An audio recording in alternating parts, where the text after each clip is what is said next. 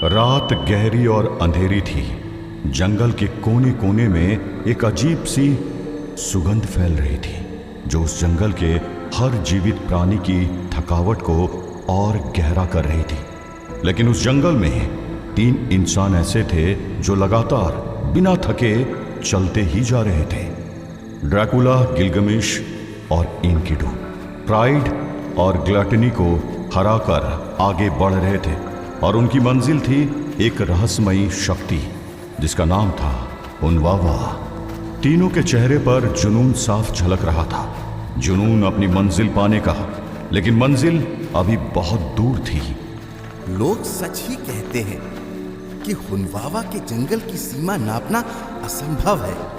हमें चलते चलते न जाने कितना वक्त हो चुका है, लेकिन ना ये जंगल खत्म हो रहा है और ना ही हमारी तलाश। पता नहीं हम सही रास्ते पर हैं भी या नहीं। गिलगमेश की चिंता वाजिब थी क्योंकि इतने बड़े जंगल में सही रास्ता बताने के लिए कहीं कोई बोर्ड नहीं लगा था, लेकिन फिर भी तीनों के चेहरे पर जरा सी भी थकान नहीं थी। मैंने एक अजीब बात देखी है। इस जंगल में अभी तक हमारा सामना किसी जंगली जानवर से नहीं हुआ है। ऐसा लगता है कि यहाँ कोई जंगली जानवर है ही नहीं। अगर होता भी तो क्या ही फर्क पड़ता।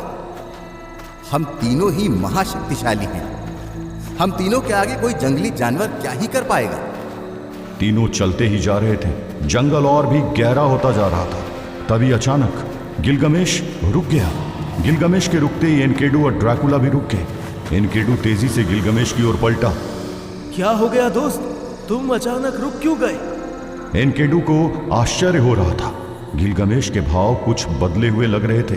कुछ पल में उसके चेहरे पर जो जोश दिख रहा था उसकी जगह अब एक सुस्ती ने ले ली थी। मैं थक गया हूं किंतु थोड़ा आराम कर लेते हैं। आराम? तुम आराम करना चाहते हो तो करो, मगर मैं तब तक आराम नहीं कर सकता जब तक अनीता। बोलते बोलते ड्रैकुला ने भी एक गहरी जमाई ली। एनकिडू ये देखकर चौंक गया, मगर उसे कुछ समझ नहीं आया। वो दोनों महायोद्धाओं को देख रहा था। थोड़ी देर पहले जो जोश के साथ आगे बढ़ रहे थे वो अचानक थके थके नजर आ रहे थे। क्या हो गया तुम दोनों को? अचानक इतनी थकान? हाँ दोस्त, थोड़ा आराम कर लेते हैं ना। तुम भी कर लो। ठीक है। और इस तरह तीनों आराम करने बैठ गए। उन्हें आराम करते हुए करीब 2 घंटे हो चुके थे। एनकिडू दोबारा उठ खड़ा हुआ था। उसने अपना सामान उठा लिया और गिलगमेश को आवाज दी। गिलगमेश, मेरे ख्याल से अब आगे बढ़ना चाहिए, क्या कहते हो? बैठो एनकिडू, इतनी भी क्या जल्दी है? हम हुनवावा को हराने निकले हैं ना, जितनी देर करेंगे उतना ही। क्या ही फर्क पड़ेगा? वो कौन सा कहीं जा रहा है? इतने सालों से इसी जंगल में तो है। कहां जाएगा वो? गिलगमेश, ये क्या बोल रहे हो तुम? ड्रैकुला, तुमने सुना ये क्या बोल रहा है? क्या गलत बोल रहा है वो? हुनवावा कहीं नहीं जाएगा। और वैसे भी क्या मिलेगा उसका पीछा करके? मुझे देखो, I am an immortal, but क्या ही मिला मुझको? सही बोल रहे हो ड्रैकुला। मैं भी कितना बेवकूफ हूं। अमर बन के क्या ही हो जाएगा? इतनी भाग दौड़ का क्या फायदा? इससे अच्छा आराम किया जाए। हाँ गिलगमेश, खुश नहीं रखा इस सब में। एनकिडू हैरान था। उनकी बातें सुनकर उसे समझ नहीं आ रहा था कि उन्हें आखिर हुआ क्या है। तभी अचानक उसे एक अजीब एहसास हुआ। मुझे ऐसा क्यों लग रहा है कि गिलगमेश का जिस्म बूढ़ा हो रहा है? एनकिडू ध्यान से गिलगमेश और ड्रैकुला दोनों को देख रहा था और उसे ऐसा लग रहा था कि दोनों के आसपास समय कुछ ज्यादा ही तेजी से चल रहा था। जहां एक ओर गिलगमेश की उम्र बढ़ रही थी, वहीं ड्रैकुला का जिस्म सूखना शुरू हो गया था। मुझे बहुत जोरों की भूख लगी है, मगर क्या फायदा? उठकर किसी इंसान का शिकार करना पड़ेगा। छोड़ो, कौन इतना एफर्ट करेगा? मैं तो सो रहा हूं। ड्रैकुला का जिस्म बहुत तेजी से सूख रहा था। उधर गिलगमेश के बाल भी सफेद होने लगे थे। ये देखकर एनकिडू तुरंत चिल्ला पड़ा। गिलगमेश उठो, वरना तुम ऐसे ही बूढ़े होते होते मर जाओगे।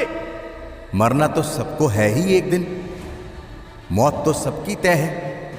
फिर भला क्यों इससे लड़ने की कोशिश करना, बाद में देखा जाएगा। ड्रैकुला और गिलगमेश दोनों ही उठने का नाम नहीं ले रहे थे। न जाने अचानक दोनों के अंदर इतना आलस कहां से आ गया था, और उस आलस का असर एनकिडू साफ देख पा रहा था।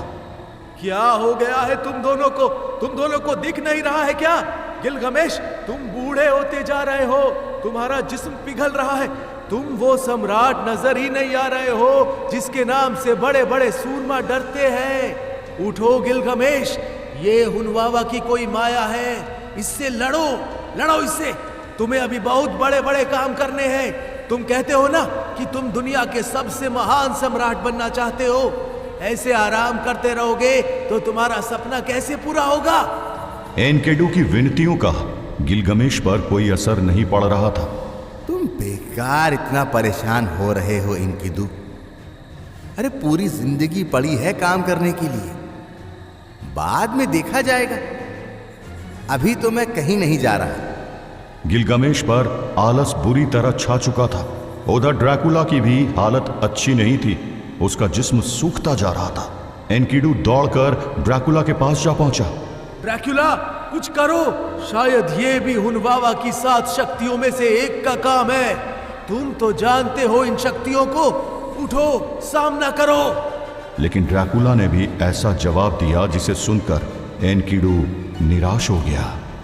बाद में देखेंगे, अब मैं तो रेस्ट करूंगा। 400 सालों से अच्छे से रेस्ट भी नहीं किया है, और जब से यहाँ यानी भारत आया हूँ तब से तो बिल्कुल भी नहीं। पहले वो एमोनोटैप टकरा गया, फिर वो नाक्यो था, और उनका वो लीडर बलौर। लड़ते लड़ते थक गया हूँ। अब आज तो बस रेस्ट करना है, कल का कल देखूंगा। ओफो, क्या हो गया है तुम दोनों को? दोनों अपना मकसद भूल चुके हो। अगर ऐसे ही रहे तो हुनवावा जीत जाएगा। और उसका क्या होगा ड्रैकुला, जिसे तुम ढूंढने आए हो? क्या नाम बताया था उसका तुमने? हाँ, शायद अनीता। वो नाम आलस से घिरे ड्रैकुला के मन मस्तिष्क में गूंज उठा। अनीता। ड्रैकुला के मन मस्तिष्क पर चढ़ी आलस की चादर के लिए वो नाम एक चिंगारी का काम कर गया था, और चिंगारी धीरे धीरे सुलगती हुई आगे बढ़ रही थी। अनीता, अनीता कहाँ है? मुझे अनीता को ढूंढना है, मुझे अनीता को ढूंढना है।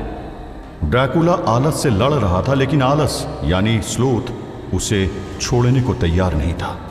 ड्रैकुला, तुम थक चुके हो, तुम्हें आराम की जरूरत है। देखो ना, ये नींद कितनी प्यारी है। तुम आखिरी बार चैन की नींद कब सोए थे? हाँ, मुझे रेस्ट करना चाहिए। वेरी गुड, अब आंखें बंद करो और सो जाओ। हाँ, मुझे सोना। नहीं नहीं नहीं नहीं, अनीता को मेरी जरूरत है। मैं यहाँ अनीता को ढूंढने आया हूँ। मैं आराम नहीं कर सकता हूँ, मैं आराम नहीं कर सकता हूँ। अनीता ठीक है ड्रैकुला, तुम कल उसे ढूंढ लेना। आज आराम कर लो। नहीं, मैं आराम नहीं कर सकता हूँ। तुम कर सकते हो। देखो ना, कितना थक गए हो तुम 400 सालों से भागते भागते। हाँ, थक तो गया हूँ, मुझे रेस्ट करना। पर अनीता, अनीता मुसीबत में है। मुझे जाना ही होगा, मुझे जाना ही होगा।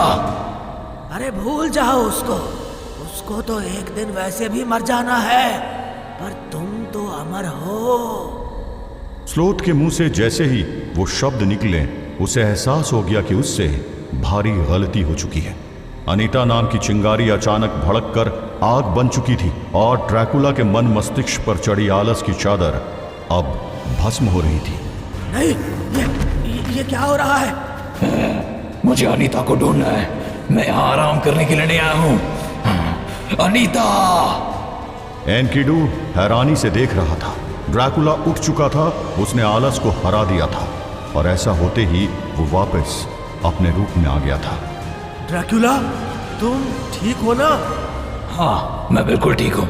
गिलगमेश का क्या हाल है? वो रहा, उसकी हालत बुरी है। ड्रैकुला ने गिलगमेश की ओर देखा। आलस के असर से उसका जिस्म बहुत कमजोर पड़ चुका था। उसकी मसल्स गायब हो चुकी थी और वो लगभग मौत के करीब पहुंच चुका था। वो मेरी कोई बात नहीं सुन रहा है। अगर ऐसे ही रहा तो ये आलस उसकी जान ले लेगा। चिंता मत करो, मुझे पता है कि उसे कैसे उठाना है। ड्रैकुला गिलगमेश के पास पहुंचा और उसने अपना पैर जोर से गिलगमेश के चेस्ट पर दे मारा। दर्द के चलते गिलगमेश की आंखें खुल गई। ड्रैकुला, तुम ये क्या कर रहे हो?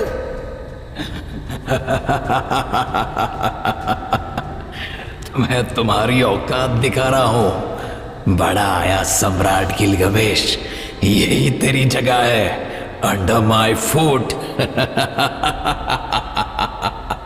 ड्रैकुला की हंसी सुनकर गिलगमेश की आंखों में गुस्सा उतर आया और उसने एक झटके से ड्रैकुला का पैर पकड़कर उसे गिरा दिया। ड्रैकुला जमीन पर गिरा और उसी स्पीड से उठ खड़ा हुआ और साथ में उठ खड़ा हुआ गिलगमेश भी। तूने मेरा अपमान करके मुझे चुनौती दी है, अब मैं तुझे नहीं छोड़ूंगा। दोनों आमने सामने खड़े थे, लेकिन इससे पहले कोई कुछ करता एनकिडू बीच में आ गया। रुक जाओ गिलगमेश, रुक जाओ। ड्रैकुला ने तुम्हारा अपमान नहीं किया है, उसने तुम्हारी जान बचाई है। क्या?